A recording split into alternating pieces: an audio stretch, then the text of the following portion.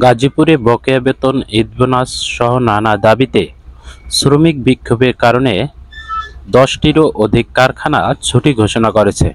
এছাড়া শ্রমিকদের মাস্তান দিয়ে নির্যাতন, মারধরের প্রতিবাদেও শ্রমিকরা রাস্তায় নেমেছে বিক্ষোভ করতে।